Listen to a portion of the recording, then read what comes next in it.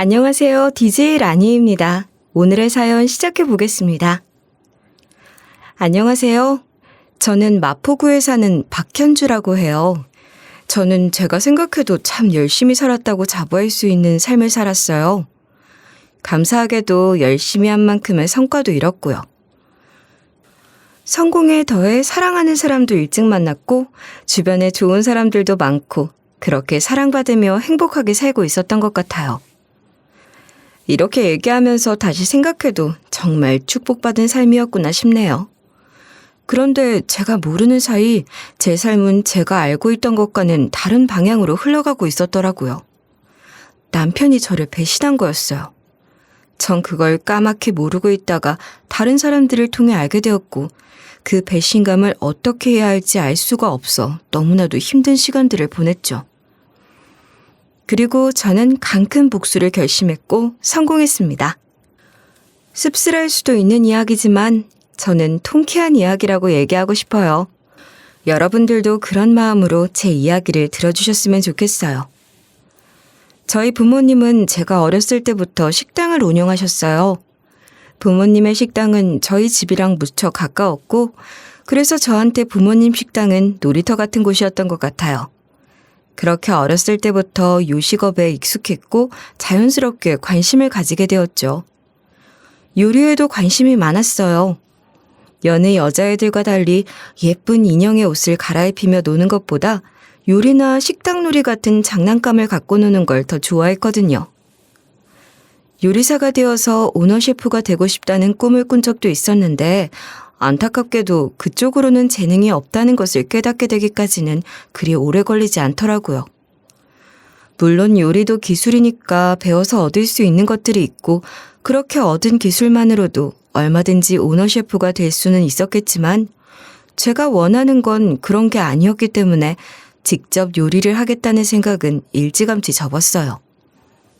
그러다가 식자재 유통 쪽으로 관심이 생겼고 대학 진학도 마케팅과 유통 관련 전공으로 선택했답니다. 엄마 생각에는 네가 요리에 대한 욕심을 너무 빨리 접은 것 같아서 좀 더 다양하게 생각을 해보면 어떨까 해서 말이야. 꼬르동 블루? 유명하다는 요리학원 말이야. 그런데 들어가서 제대로 배워보면 생각이 또 달라질지도 모르는데 어렸을 때부터 그렇게 요리하는 걸 좋아했던 게 아까워서 그래. 엄마, 요즘 그 졸업장이 얼마나 흔해 빠진 졸업장이 됐는지 알아요? 옛날처럼 그렇게 대단한 것도 아닌 게 됐고 그리고 난 요리에 대한 욕심 접은 지 오래됐다니까? 정말이야. 그냥 하는 말이 아니고 자신 없어서 포기한 것도 아니고 진짜 이제 관심이 없어졌어. 다른 게 하고 싶어진 거지. 유통이나 마케팅이 더 내 적성에 맞는 것 같고 잘할 자신도 있고 그래서 선택한 거야. 엄만 별 걱정을 다 해. 그렇게 하고 싶은 공부를 시작한 거였으니 대학에서도 누구보다 열심히 신이 나서 공부를 했던 것 같아요. 공부하는 게 너무 재밌어서 바로 이어서 공부를 더 할까 싶은 생각도 했었어요. 그런데 아무래도 실전에 뛰어들고 싶다는 생각이 더 강했어요. 그래서 제가 제일 먼저 달려간 곳이 어딘 줄 아세요? 바로 남대문 시장이었답니다. 남대문 시장을 시작으로 무턱대고 전통시장들을 찾아다녔어요. 남대문 시장 같은 큰 종합시장은 물론이고 청과물시장, 건어물시장, 수산물시장, 앙령시장 같은 식으로 특화된 시장들도 차례로 돌아다녔죠. 그냥 돌아다녔다고 할 수는 없는 게 거의 눌러 살다시피 할 정도로 시장 한 곳을 정하면 몇 달씩 매일 출퇴근을 하며 시장 상인들과도 친해지고 어떤 사람들이 뭘 사가는지 그런 것들도 꼼꼼하게 살피고 그랬어요. 그러다가 사람을 구하는 점포가 있으면 아르바이트도 하면서 시장에서 살다시피 했거든요. 남편을 만난 곳도 시장이었어요. 제가 어느 시장의 쌀가게에서 아르바이트를 하고 있었을 때 그 시장이 전통시장 살리기 프로젝트에 선정되어 시장 안에 청년몰이 생겼어요. 남편은 그 청년몰에서 수제 맥주집을 운영하는 젊은 사장이었답니다. 제가 일하는 쌀가게도 젊은 부부가 운영하는 곳이었는데 제가 사장 언니, 사장 오빠라고 부를 정도로 좋아하며 따르던 분들이었어요. 그 사장님 부부와 저는 시장에 청춘몰이 생긴 것을 반가워하며 그곳에 입점한 식당을 자주 찾게 됐던 거죠. 현주야, 청년몰에서 봤던 그 수제 맥주집 있잖아. 이따 가게 문 닫고 거기 같이 가볼래? 너 맥주 좋아한다며. 당신이 맥주 마시고 싶으면서 괜히 현주 파는 거 아니야? 맥주는 당신이 더 좋아하잖아. 현주야, 오늘 가게 좀 일찍 정리하고 같이 가자. 언니 오빠들이 맥주 마시고 싶어서 내 핑계 대는 거예요? 확실해줘요. 그나저나 청년몰 잘 되면 좋겠어요. 확실히 시장이 젊어지긴 한 것 같거든. 청년몰에 뭘 먹으러 오는 사람들이 시장 물건에 다 관심을 가지는 건 아니지만 우리 쌀가게는 젊은 사람들에게도 충분히 취향 저격할 수 있는 가게인데 이참에 홍보도 좀 되고 그럼 좋겠어. 아이고, 내가 아르바이트생 하나는 기가 막히게 뽑아놨지. 이런 주인 정신 칭찬해. 잘 알겠으니까 일단 오늘은 맛있게 먹고 마시면서 재미나게 놀자고. 그렇게 쌀가게 사장님 부부와 저는 시장에 청춘몰이 생긴 것을 반가워하며 그곳에 입점한 식당을 자주 찾았는데 남편의 수제 맥주집이 쌀가게 사장님과 저의 취향에 딱 맞아떨어졌던 거예요. 그래서 저희는 바로 단골이 되었던 거죠. 쌀가게 사장님 부부가 바람을 잘 잡기도 했고 젊은 시장이라는 공통의 관심사가 있었으니 남편과 저는 짧은 시간에 아주 많이 친해질 수 있었던 것 같아요. 그렇게 연애를 시작하게 됐답니다. 전통시장에서 먹고 놀고 일하고 연애도 하고 그렇게 다 했던 것 같아요. 4년 넘게 그렇게 지내다 보니 유통이라는 곳에 감이 좀 잡히는 것 같았죠. 그래도 덜컥 식자재 창고부터 구하는 건 리스크가 클 것 같아서 시장 물건을 떼어다가 납품하는 방식으로 시작하기로 하고 식당들을 일일이 찾아다니며 발품 팔아 영업을 했어요. 부모님도 식당을 하시니 식당 운영에 대해서 잘 알고 있다는 것이 영업을 하는 데 도움이 많이 됐던 것 같아요. 그렇게 발품 팔아 확보한 납품 식당이 10곳 정도가 되었을 즈음, 그러니까 남편과 연애를 시작한 지 2년여 만에 저는 남편과 결혼을 했습니다. 자기는 이제 막 사업을 시작했고 한창 납품 식당 늘려가야 하는 상황이잖아. 나는 이미 어느 정도 단골도 확보해서 가게가 안정적으로 운영되고 있으니까 내가 자기한테 든든한 울타리가 되어줄게. 경제적인 부분 걱정하지 말고 자기가 하고 싶은 일 지금처럼 열심히 해봐. 자기 뒤에는 내가 있으니까 나만 믿으라고. 무슨 말인지 알지? 경제적으로 남편이 훨씬 여유가 있는 상황이었으니 청혼할 때 그렇게 자신감 넘치는 말들로 제게 용기를 주는 남편이 너무 멋있었어요. 그런 남편은 저희 부모님께도 살갑게 굴고 쉬는 날에는 부모님 식당 일을 도와드리기도 하고 부모님 여행도 척척 보내드리는 등 워낙 잘해서 부모님이 하나밖에 없는 사위 자랑을 많이 하셨죠. 김서방 같은 복덩이가 어딨니? 내가 딸 자식 복도 없는 게 아닌데 사위복까지 터졌잖아. 내가 복을 많이 쌓고 살았나 봐.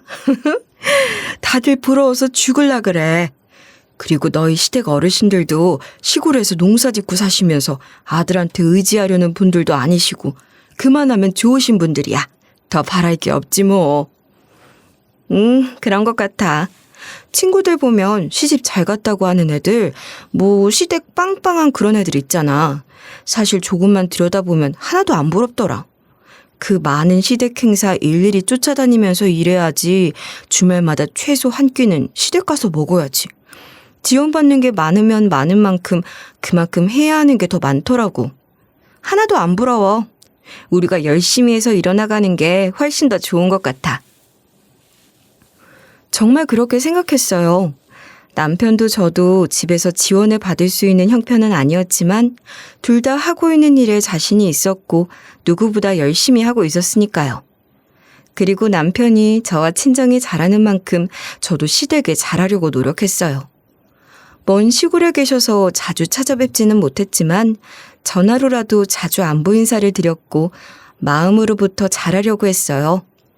그렇게 저희는 사람들이 다들 보기 좋다고 말하는 예쁘다 소리가 절로 나오는 젊은 부부로 살면서 남편의 꼭 닮은 아들도 하나 낳았고 그 아들이 이제 3살이 되었답니다. 나는 누구보다 남편을 믿었고 스스로 너무 행복하다고 생각했어요. 마음이 편하고 여유롭다 보니 하는 일도 잘 됐죠. 발품 팔아 영업해서 확보한 거래처를 지켜내기 위해서 저는 여러 가지 차별화된 서비스를 추가하며 사업을 안정적으로 운영하고 있었어요. 온라인 주문 쪽으로 가야 하나 싶어서 고민도 많이 했는데 하던 방식을 고수하는 대신 조리, 반조리 식품을 추가하는 등 거래처를 늘리기 위한 여러 가지 시도도 하고 있었거든요. 그리고 식자재 유통과 별개로 전통시장에서 살다시피 하던 시절부터 관심을 갖고 있었던 참기름 가게를 열기 위해서 시장 조사를 하던 중 여러 가지 조언을 구하려고 쌀가게 사장님 부부를 오랜만에 만났어요. 언니, 오빠, 이게 얼마만이에요? 진짜 오랜만이다. 그죠? 쌀가게는 여전하죠? 단골 많이 늘었다고 언니가 그랬잖아요. 응, 젊은 단골들이 조금씩 늘고 있어서 뿌듯하긴 해. 그리고 어르신들도 처음엔 그게 뭐냐 하셨는데 그래도 꾸준히 버티고 있으니까 관심을 갖기 시작하시는 것 같고 말이야.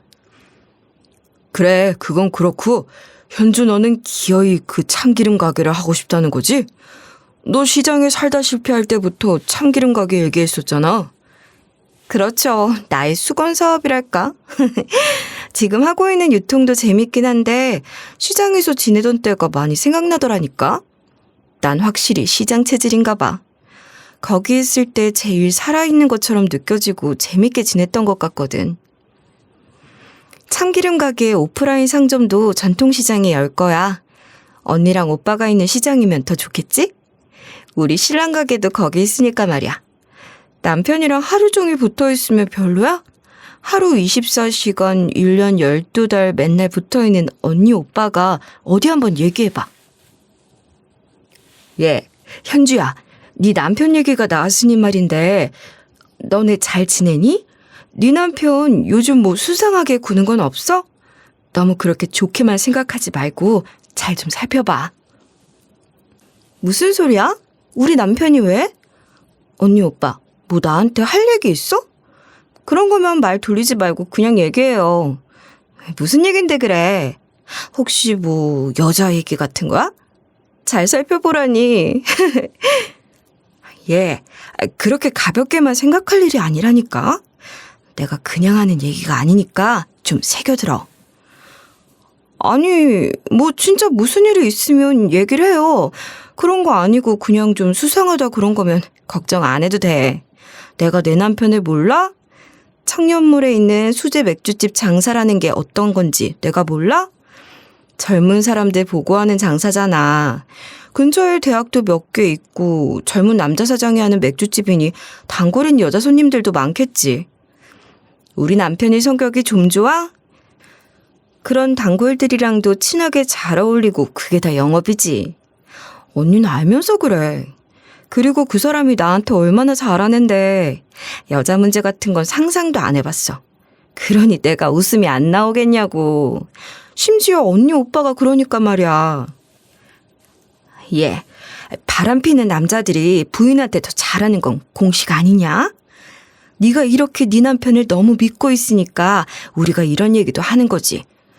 우리라고 뭐 이런 얘기 하고 싶었겠니? 아무리 친해도 부부 문제는 부부만 아는 거고 조심스러운 얘기잖아. 그래 현주야, 그렇게 무턱대고 믿지만 말고 그냥 조금만 더 주의를 기울여보란 얘기야. 같은 시장에 있으니까 아무래도 우리가 보고 듣고 그런 것들이 있지 않겠니?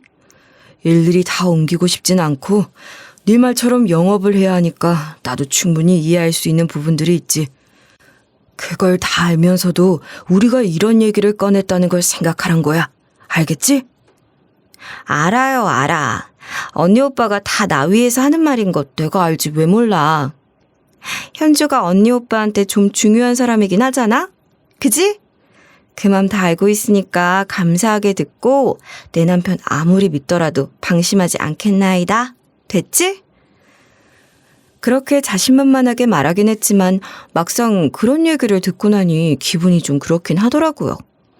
게다가 쌀가게 사장님 부부는 쉽게 말을 옮기는 사람들도 아니고 저와의 신뢰도 두터운 분들이기에 아무 얘기나 흘리듯 했을 리가 없으니까 찜찜한 마음이 없진 않았어요. 그래서 남편이 잠든 사이 남편 휴대폰을 터는 짓도 해봤다니까요.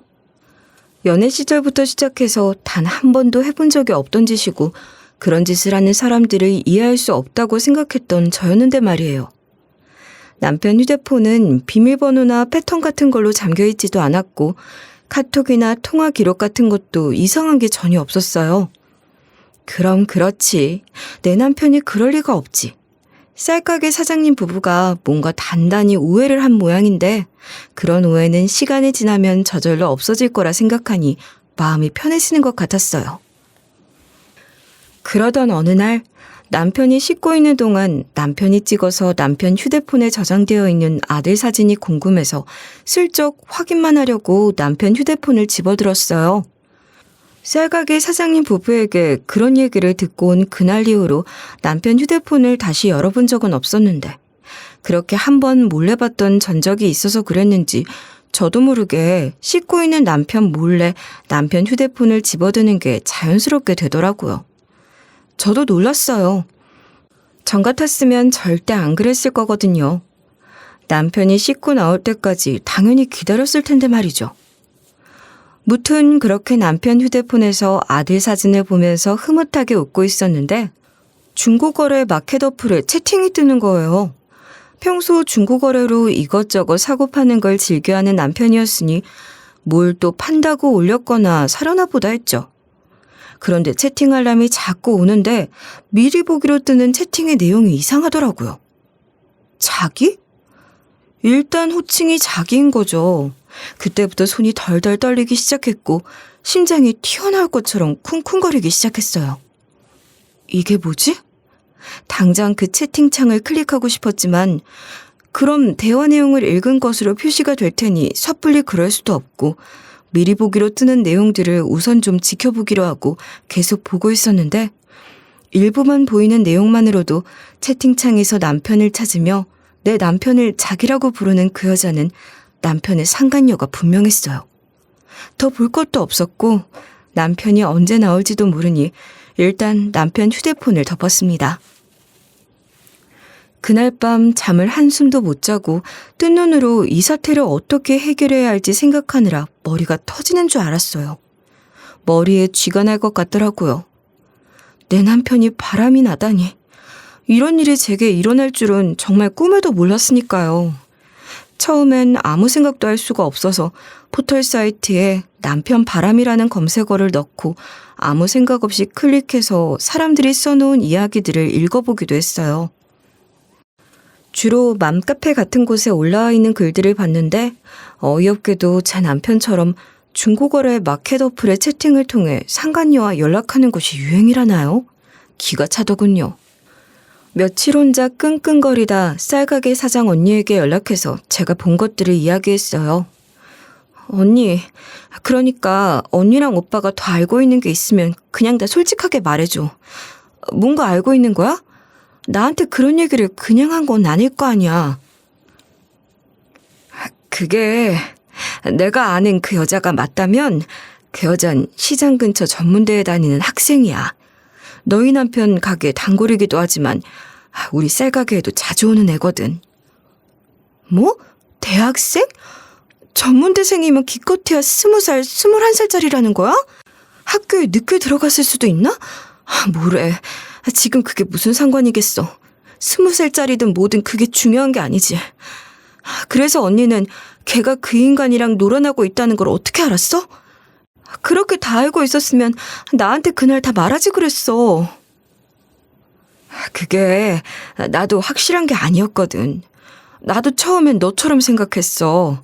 내가 김 사장을 모르는 것도 아니고 우리가 어떻게 친해졌는데. 안 그래?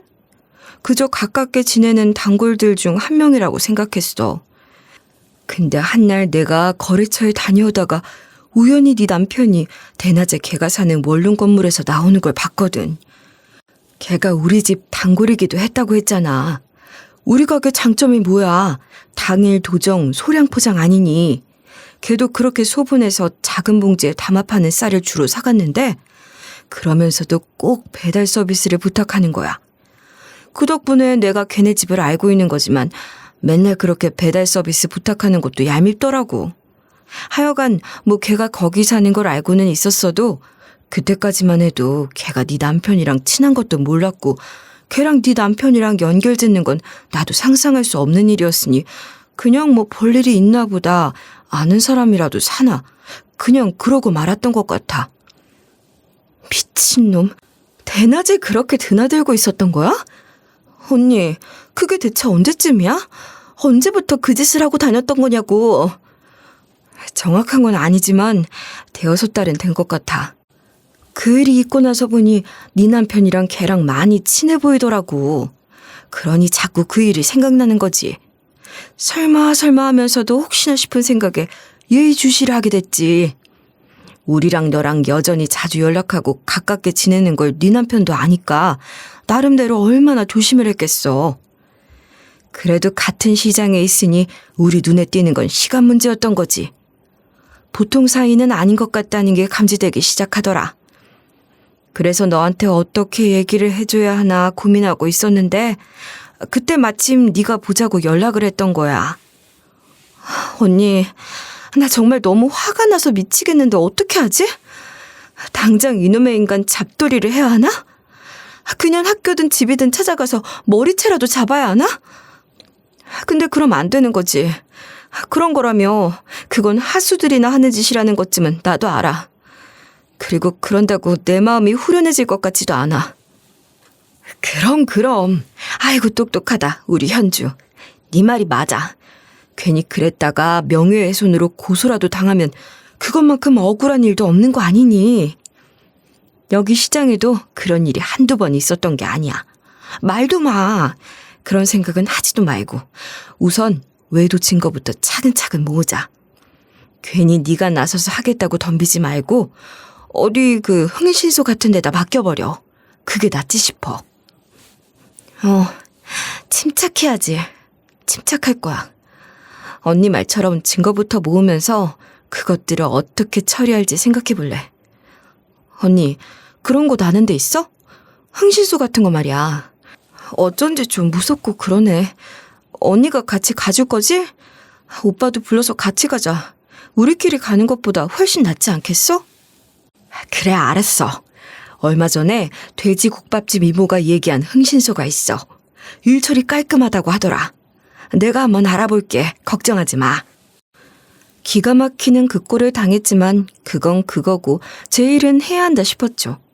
사장 언니 오빠 덕분에 실력 좋다는 흥신소에 일을 맡겨놨고 그럴수록 더 일을 열심히 하겠다고 생각했어요.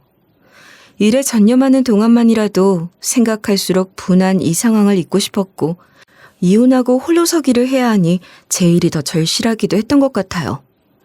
그러던 중 저희 회사 경리가 출산 휴가를 앞두고 있었기에 구인 공고를 올려야 했는데 그때 제 머릿속에 호기심과 복수심이 묘하게 뒤섞여 어떤 생각이 떠오른 거예요. 흥신소에서 1차로 보내준 자료 덕분에 상간녀가 전문대에서 세무회계학을 전공하고 있으며 마지막 학기를 보내고 있다는 것을 알고 있었거든요. 그래서 저는 상간녀를 제 회사에 취직시켜서 곁에 두고 보고 싶다는 생각을 하게 됐고 사장 언니에게 그 얘기를 했죠. 그러니까 언니가 걔한테 슬쩍 말을 좀 흘려봐. 조건 좋은 아르바이트 자리라고 하면서 말이야. 그거야 뭐 얼마든지 할 수 있는데 걔는 네 얼굴을 몰라도 혹시라도 걔가 네 남편한테 시시콜콜 얘기하면 어쩔 거야? 그럼 네 회사인 게 들통날 수도 있잖아. 그러네? 가만히 있어봐. 그럼 이참에 참기름 사업에 쓸 사업자 등록을 바로 하지 뭐. 따로 사무실도 하나 없고 생각해뒀던 참기름 가게 이름을 상으로 해서 그 회사에 채용하는 걸로 하면 되지 않겠어? 지가 아르바이트하는 회사 사장 이름까지 세세하게 얘기하겠어? 그리고 뭐 내 이름 흔한 이름이잖아.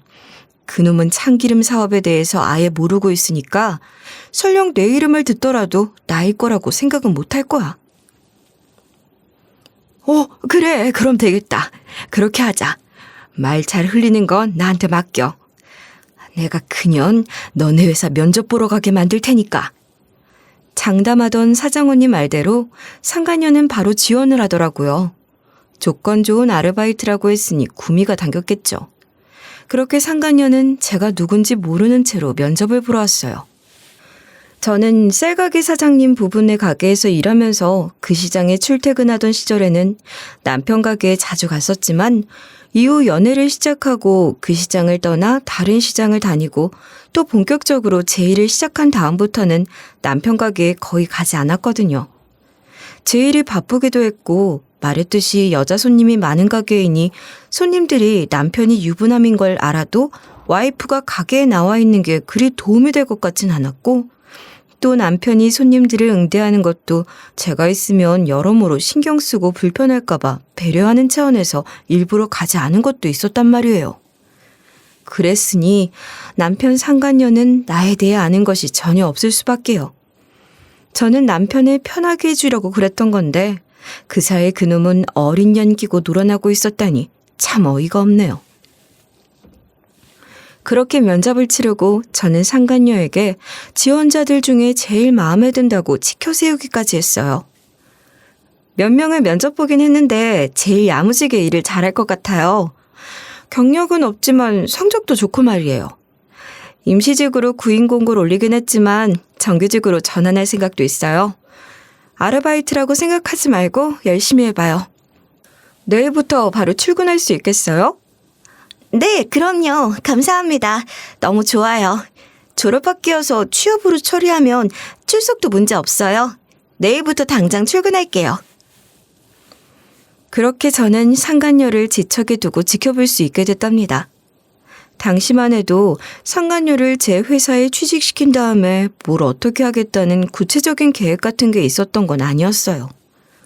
어떤 년인지 궁금하기도 했고 유치하지만 옆에 두고 자잘한 복수라도 해볼까 싶은 생각이 막연하게 있는 정도였죠. 그런데 막상 출근을 시켰는데 딱히 뭘 어떻게 해야 복수가 되려는지 모르겠더라고요. 성격상 갑질 같은 걸 하면서 화풀이를 하는 것도 못하겠고 말이에요. 그러던 중 흥신소에서 2차 자료를 받았는데 몰랐던 사실을 많이 알게 된 거예요. 남편 가게의 재정 상태가 엉망이었던 걸 전 전혀 모르고 있었거든요. 청년몰로 이슈몰이를 할 당시, 그러니까 제가 남편을 처음 만났을 즈음부터 해서 3년 남짓이 가장 장사가 잘 됐던 시기였던 것 같아요. 그런데 청년몰이 여기저기 너무 많이 생기다 보니 식상해지고 그나마 남편 가게는 장사가 잘 되는 편이었으나 청년몰에 입점한 모든 가게가 그랬던 건 아니었으니 가게를 접고 나가는 사람들이 점점 많아졌어요. 그렇게 빈 점포가 늘어나니 청년몰은 썰렁해져 갔고 찾아오는 사람들도 현저히 줄어들게 됐죠. 그러니 아무리 장사가 잘 되던 남편의 가게라 하더라도 타격이 있을 수밖에 없었을 텐데 그래도 남편은 어떻게든 가게를 살려보려고 계속해서 투자를 했고 결국 빚까지 지게 된 거였더라고요. 남편은 그런 사실에 대해서 제게 단 한 번도 얘기하지 않았는데 흥신소에서 보내준 자료에 의하면 상황이 꽤 심각해서 지금 당장 가게를 정리한다고 하더라도 남은 빚이 적은 액수가 아니며 장사를 계속하면 할수록 빚만 늘어나게 되는 그런 상황이었어요. 웃기는 게 상간녀와는 그런 얘기까지 다 하는지 상간녀가 전세로 있던 원룸을 월세로 돌리고 급한 이자를 갚아주기도 했더라니까요. 참 대단하네. 참사랑이구나 싶어 쓴웃음이 났어요.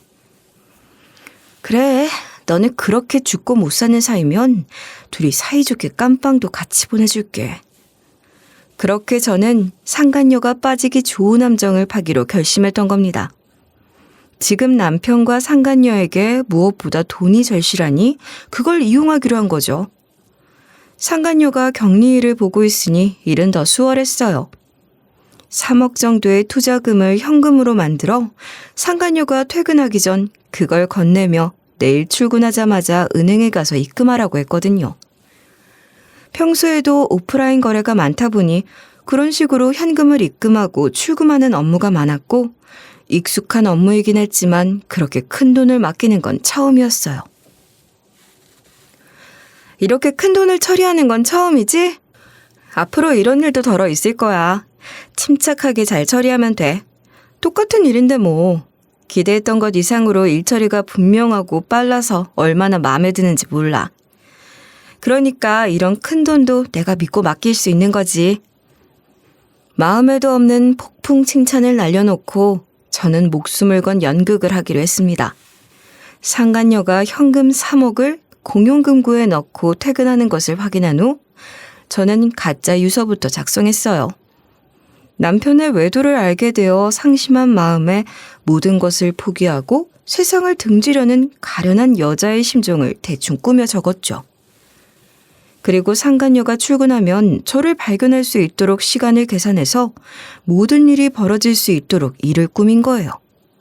아무리 복수가 중요해도 제 몸이 더 중요하니 목숨에는 지장이 없을 정도의 연기를 할 마음을 먹었거든요.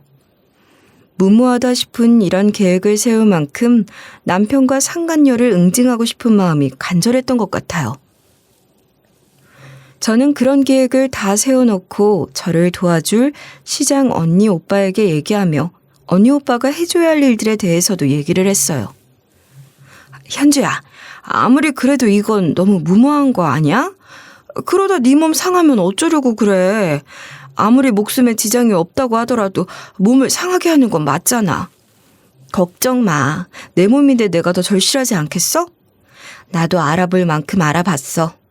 그리고 그런 거 안 먹고 그냥 연극을 할까 싶은 생각도 했는데 아무래도 그렇게 기절한 척 계속 연극을 할 수 있을까 싶고 자신이 없어서 말이야. 걱정하지 마. 정말 조금만 먹을 거야. 그냥 편하게 잘 수 있는 정도로만 말이야. 그러니까 언니도 걱정만 하지 말고 도와줘야 해. 언니랑 오빠 역할이 정말 중요하다고. 그래, 도와주는 거야 얼마든지 도와줄 테니까 너야말로 그런 걱정은 하지 마. 근데 그 여자가 정말 네 계획대로 움직여줄까? 걔네들이 지금 돈이 급하긴 급할 텐데 그래도 그 큰 돈을 훔칠 생각을 하겠냔 말이야. 아무 기록도 없는 돈이라는 걸 걔가 제일 잘하니까.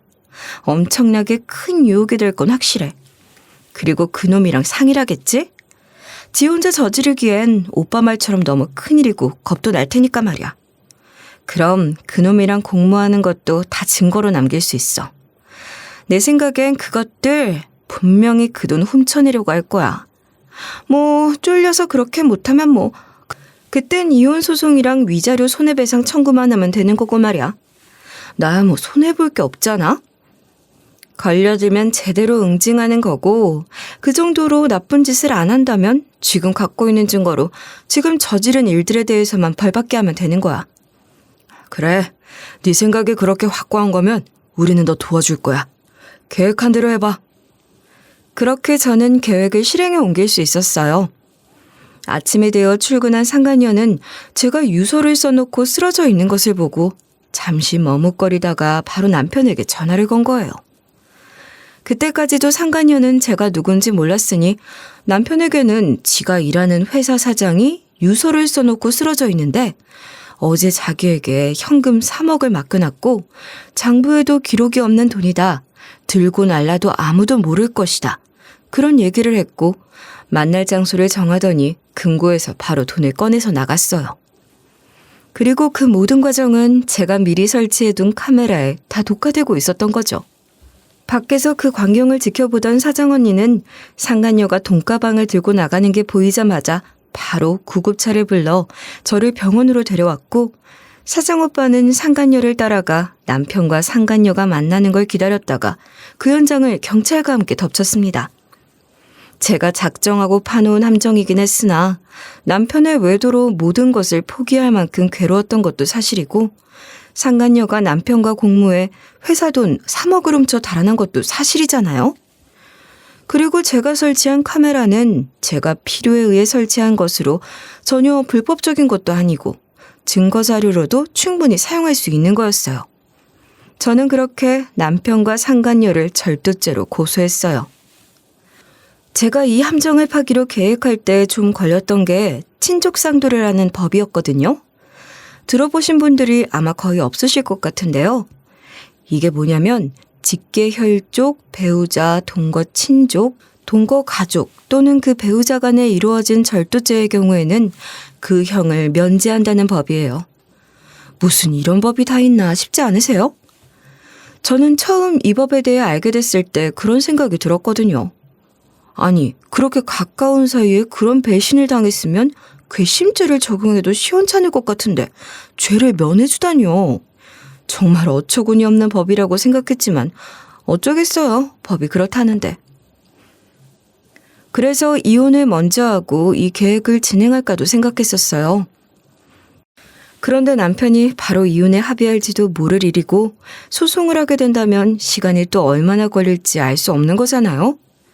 그리고 상간녀가 훔친 3억을 남편이 공유하려 했던 것이니 이 경우 법 해석이 다르게 될 수도 있지 않을까 하는 기대가 있었고 또 남편이 면제를 받게 된다고 하더라도 상간녀는 형사처벌을 면할 수 없는 거죠. 남편은 이미 지고 있는 빚을 감당해야 하는 것만으로도 허덕일 텐데 거기다 둘이 그렇게 사랑하는 사이라니 지 때문에 상간녀가 실형 사는 꼴을 보는 심정도 편하지는 않겠지 싶더라고요. 그래서 이혼을 하지 않은 상태에서 이 계획을 바로 진행했던 거였어요. 남편은 모든 사실을 알게 된 후 아주 생난리를 치더군요. 이거 다 네가 꾸민 짓이지? 세상에 무섭다 무서워. 언제부터 알고 있었니? 다 알고 있었으면서 나한테 그렇게 웃는 얼굴로 대할 수가 있었다니 정말 소름이 다 끼친다. 네가 그렇게 무서운 여자인 줄 모르고 살았던 거네. 나도 참 아무것도 몰랐던 거야. 이건 네가 파놓은 함정이니까 다 무효야. 사기는 네가 친 거고 우리는 희생된 거라고. 내가 이대로 당할 것 같아? 각오해. 나 너무 웃기는데 좀 웃어도 되니? 네가 아무리 어쩌고 저쩌고 해봤자 아무 소용없어. 그래봤자 어쩔 건데? 내가 쇼를 했단 증거 있어? 난 그런 적 없는데? 네가 바람 펴서 내가 다 포기하고 싶을 만큼 괴로웠던 것도 사실이고 네 상간녀가 내 돈 훔쳐 도망친 것도 사실이고 그걸 네가 공조한 것도 다 사실이잖아. 뭐가 사기라는 거야? 네 말대로 이게 다 내가 계획한 함정이라고 쳐. 그런다고 니네가 저지른 죄가 없던 게 될 거라고 생각하니? 너 공부 못했던 티를 이렇게 내냐? 남편 놈은 더 이상 할 수 있는 말이 없는지 길길이 날뛰며 난리치던 것도 멈추고 꿀먹은 벙어리가 되더군요. 제가 처음 제 얘기를 시작할 때 이런 얘기를 했었어요. 어떻게 보면 씁쓸할 수밖에 없는 얘기지만 저는 통쾌한 복수를 한 거라고 생각한다고요. 여기까지 제 얘기를 들으신 여러분들도 저랑 비슷한 감정이 아닐까 싶어요. 제 얘기가 무슨 얘기인지 아시겠죠? 그죠? 남편과 상간녀가 걸려들기를 바라며 파놓은 함정이긴 했지만 정말로 그렇게 덜컥 걸려들어 제 돈을 훔쳐 달아났던 상간녀. 그리고 그런 상황을 알고 공주했던 남편이란 인간. 제가 그런 인간을 믿고 살았었네요. 명백한 절도인데 한두 푼도 아니고 3억이라는 큰돈을 아무리 돈이 급해도 그렇지 그렇게 양심도 없는 놈이라고 확인하고 나니 바람핀 걸 알았을 때랑은 또 좀 다른 실망과 배신감이 밀려왔어요. 저는 그런 마음 없었는데 상간녀와 남편은 제게 선처를 구하며 살려달라고 애걸복걸하느라 정신이 없더라고요. 사장님, 사모님, 제가 정말 죽을 죄를 지었어요. 제가 정말 어렵게 살았거든요.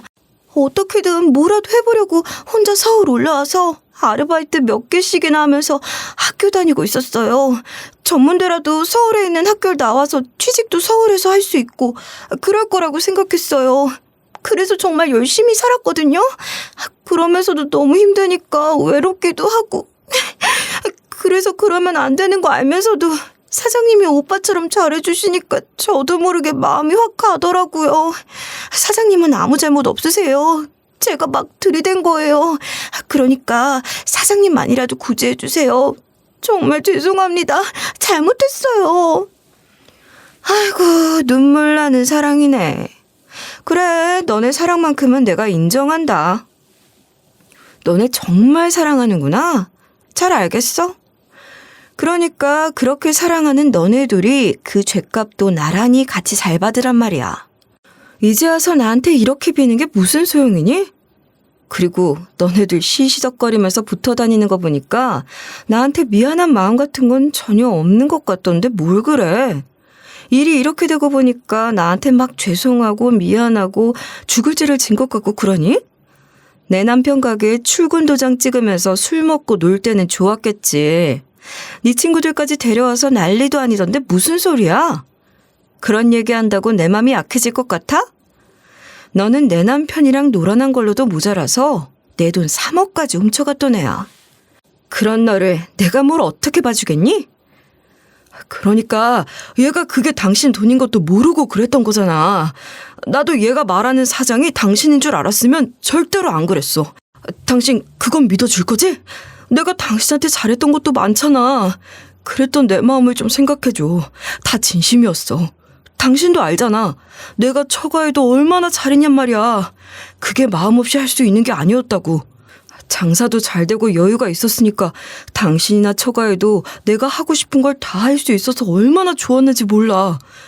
그렇게만 살았으면 얼마나 좋았을까. 그런데 장사가 내 맘처럼 되는 게 아니었어. 일이 힘들어지니까 당신한테도 자신감이 없어지고 힘들다는 얘기를 못 하겠더라고. 그걸 지금 변명이라고 해? 나에 대한 믿음이 그것밖에 안 됐으니까 바람이나 피고 그랬던 거겠지. 그런 얘기 나한테는 아무 의미도 없어. 변명 같은 게 될 수도 없으니까 쓸데없는 소리 그만하라고. 그래도 내 얘기 조금만 더 들어줘. 아무리 끔찍한 죄를 지은 사형수라고 하더라도 최후 진술은 하게 해준다더라. 그 얘기는 들어주는 거래. 그러니까 최후 진술 같은 거라고 생각하고 조금만 더 들어줘. 나 정말 당신한테 다 얘기하고 상의하려고 했어. 근데 당신한테 멋있고 든든한 남편인 내 모습을 포기하는 게 쉽지가 않더라고. 나만 믿고 있는 당신을 보니까 더 그랬어. 아니? 그럼 지금 그게 내 탓이라는 거야? 내가 너를 너무 믿고 있어서 말을 못했다고? 기가 막혀서. 내가 멋있고 든든한 내 남편은 언제까지나 나를 지켜줄 거야. 그런 순진한 눈빛으로 멍청하게 너를 바라본 게 죄라는 거니? 어이없다 정말. 아니 그런 얘기가 아니고 그러니까 당신이 너무 착하고 순수하니까 그런 당신한테 나는 언제나 울타리 같은 사람이고 싶었던 거야. 그리고 가게도 어떻게든 다시 살려보려고 했거든. 기계도 새로운 걸 들여보고 메뉴 개발도 해보고 이것저것 시도를 많이 했어. 그러면서 장사도 더 열심히 하려고 했고 단골 손님 한 사람이라도 더 챙기려고 했고 그랬던 거야. 그래.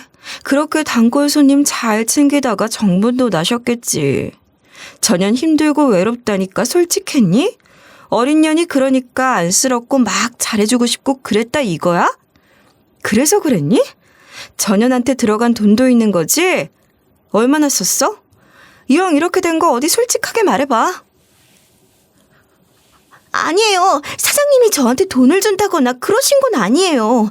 저랑 가깝게 지내게 됐을 때 이미 가게 상황이 그렇게 좋지는 않았었거든요. 그러니까 그런 오해는 마세요. 저 정말 돈 같은 거 받은 적은 없어요. 돈 보고 만난 게 아니란 거지? 그래, 잘 알지. 오죽하면 네가 살던 원룸 보증금까지 빼서 이자 갚으라고 줬겠니? 그건 그때 상황이 너무 급해서 금방 갚으려고 했어. 당신이 어떻게 생각할지 모르겠는데 그래, 나도 남자니까 마음 흔들렸던 건 사실이고 만났던 것도 사실이야. 그렇지만 잘못된 일이란 걸 너무 잘 알고 있었고 언젠가는 끝내야 하는 일이라는 걸 아니까 그럴 작정이었으니까. 당신이 생각하는 것처럼 뭐 진정한 사랑 그런 건 아니었어. 곧 정리하려고 했어. 정말이야, 믿어줘. 야, 이 비겁한 인간아. 넌 정말 어쩜 끝까지 이렇게 찌질하게 나오냐? 차라리 그냥 정말로 사랑했다고 말해. 그게 훨씬 인간적일 거야. 바람 핀 거, 그래 배신이지. 처음 그걸 알게 됐을 때 숨도 잘 안 쉬어지더라. 넌 모를 거야. 몰랐어야 해. 알면서도 그랬으면 넌 인간도 아니니까. 그랬지만 그랬어도 그래 마음이 변했다는데 어쩌겠어? 다른 여자를 사랑하게 됐다는데 어쩌겠냐고. 차라리 그건 이해하려면 얼마든지 이해할 수 있어. 그까짓 거 아무것도 아니야. 근데 너 어떻게 다른 사람 돈을 훔칠 생각을 하니? 그건 범죄야. 너 아빠잖아. 네 자식 보기 부끄럽다는 생각은 안 했니? 어떻게 그런 짓을 저지르란 말이야. 심지어는 그 돈이 내 돈인 것도 몰랐어. 생판 모르는 남의 돈이었다고. 그걸 훔쳐내라고 했다는 걸, 난 네가 그랬다는 걸 받아들이는 게 더 힘들어. 너 같은 인간을 더 이상 내 남편으로 생각하지도 않고 내 아이의 아빠로 둘 수도 없어. 여보, 자기야, 내가 정말 잘못했어. 한순간의 실수야. 내가 너무 힘들어서 상황이 너무 안 좋으니까 정신이 나갔던 거야. 진작 당신한테 다 털어놓고 상의했어야 하는데 내가 생각이 너무 짧았어. 정말 땅을 치고 후회해. 어떻게든 되돌릴 수만 있다면 뭐라도 하겠어. 돌이킬 수 없는 잘못을 저질렀다는 게 나 스스로도 너무 괴로워. 죽을 것 같아. 여보, 나한테 기회를 한 번만 더 주면 안 되겠니? 내가 정말 잘할게. 나 한 번만 봐주면 평생을 속죄하면서 당신이랑 잘 살아보고 싶어. 우리 같이 하고 싶었던 게 너무 많았잖아. 늦지 않았다고 생각해줘. 부탁이야. 똑같은 얘기 이제 그만하자. 최후 진술이고 뭐고 계속 들어봐도 나한테는 아무 감흥이 없어. 그래, 나는 이제 너한테 아무런 감정이 없어. 네가 나를 두고 다른 년이랑 놀아놨던 거고 뭐고 이젠 그냥 다 아무런 감정이 없다고. 그저 죗값 제대로 치르게 해주겠다는 생각뿐이야. 잘 살아보고 싶어? 그런 기회를 얻고 싶어? 그래, 그렇게 살아.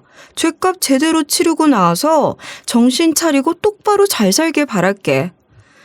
네가 이렇게 비겁한 인간인 걸 알고도 네 상간녀인 저 여자가 여전히 너만 사랑하려는지 모르겠지만 뭐가 어떻게 됐든 한 사람의 인간으로 잘 살길 바랄게. 나한테 뭔가를 부탁해서 얻어낼 수 있을 거라는 생각은 이제 그만하고 앞으로 네가 어떤 인간으로 살아가야 할지 그런 건설적인 생각이나 하라고. 깜빵 가면 시간도 많을 테니까 책도 좀 읽고 새 사람 되면 좋겠네. 절도에 대한 소송이 아직 확실히 마무리된 건 아니지만 남편의 절도죄도 처벌받게 할 수 있을 것 같다고 해요. 친족상 도래라는 법 말이에요. 제가 계속 생각을 해봤는데 그 법이 어떤 의도에서 있는 건지 조금은 알 것 같더라고요. 그렇게 가까운 가족이니까 남의 돈을 훔치는 절도랑은 좀 다른 개념으로 생각해야 할 수도 있겠다 싶은 거죠. 근데 생각해보세요. 제 남편이란 인간은 그렇게 면제받을 수 있는 상황이 전혀 아니잖아요. 제 돈인 걸 모르고 저지른 거예요. 그러니까 그런 법으로 면제를 받을 수 없는 거죠. 그렇지 않나요? 그러니 제 변호사도 남편 역시 절도죄 처벌을 면하기 힘들 거라고 하더라고요. 그럼요. 제대로 처벌받아야 하고 말고요. 절도죄에 대한 소송과는 별개로 남편과의 이혼 소송도 물론 진행하고 있어요. 제가 벌인 일이 조금은 무모하고 어떤 면에서는 위험했다는 것도 충분히 알고 있어요. 그렇지만 목숨까지는 아니고 제 건강을 어느 정도 걸어야 하는 것을 감수하면서까지도 저는 이 복수를 꼭 하고 싶었던 것 같아요. 저는 그렇게 남편과 상간녀를 응징할 수 있었고 그것으로 충분히 통쾌하게 모든 것들을 잊을 수 있을 것 같거든요. 그러니 이제부터는 그것들을 제 인생에서 확실하게 지우고 제 삶을 열심히 살 거예요. 제게는 여전히 소중한 사람들, 소중한 일들이 많이 남아있으니까요. 감사하는 마음으로 잘 살아야죠. 제 얘기를 다 들으신 여러분들이 저를 응원해 주신다면 더 힘이 날 것 같아요. 우리 모두 힘내자고요.